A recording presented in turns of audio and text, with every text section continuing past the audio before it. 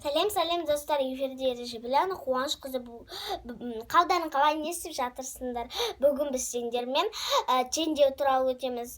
Белгісіз саны бар теңдікті теңдеу деп атайды. Ол теңдеу екіге бөлінеді. Ол біреуі қарапайым теңдеу, ал екіншісі күрделі теңдеу. Бүгін біз сендермен қарапайым теңдеуді өтеміз, ал келесі жолы күрделі теңдеуді өтемін. Мен сендерге уәде беремін. Ал қазір жазамыз барды. Мына жаққа. X ауы 14 тең 20. 20. Қараңдар, мына жақта қосамыз. Өйткені бұның алдында үлкен сан тұру керек. Сондықтан қосамыз бұл жерде. X тең болады.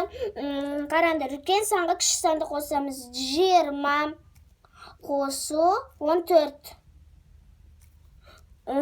Ал астына X тең 20-14-ті қосса, әрине 34. 34. Астын сызамыз. Міне 34 қойында біз астына 34 жазамыз. Өткен біз мұна X-тер таптық қой. Астына 34. Авы 14. Міне 14 деп жаздық. Тең болады 20. 20. Астына 20 тең 20 дейміз. Міне 20 тең 20. Міне жаздық. Енді тағы да жазайық. Біз тағы да бұл жағы біз қосу амалымен шығарамыз. Біз бұл жерде амалымен шығардық қой. Ал енді біз бұл жағы қосу амалымен шығарамыз. Мысалы 7 қосу Y. Y тең болады 10. Міне 10 деп жаздық. Астына Y тең дейміз. Y тең мінекей болады 10. Үлкен санын кіші санды аламыз. 10 алу 7. Y тең болады. Y тең 10-нан 7-ні алсам болады 3. Астын сызамыз. Астын сызасыңдар. Және астына жазамыз. 7 қосу 3 тең 10. Астына 10 тең 10. Міне 10 тең 10. Енді біз көбейту кестесімен шығарайық. Мысалы, Y тең Y көбейту 5 тең 45. Міне 45 жаздық. Астына Y тең болады. Бұл жерде тағы 45 үлкен санын көбейтесің 5-ті. 45. Міне көбейтеміз 5-ті. Көбейтпейміз. Не істейміз? Бұл жерде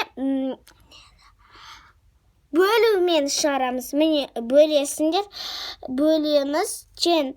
Астына Y тең деп жазасыңдар. Бұл Y тең шығады. Әрине 9. 9 деп жазасыңдар. Ал астын сызасыңдар. Астына 10.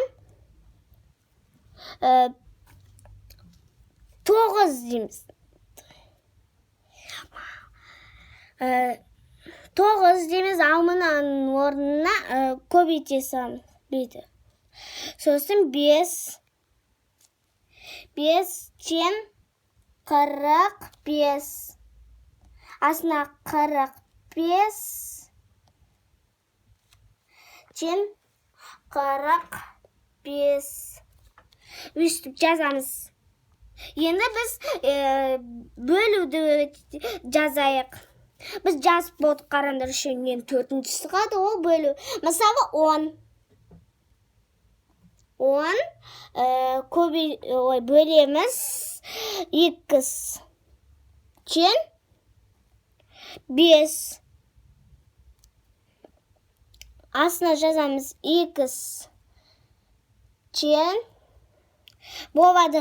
Үлкен саннан кіші санды бөлесіңдер. 10 бөлу 5.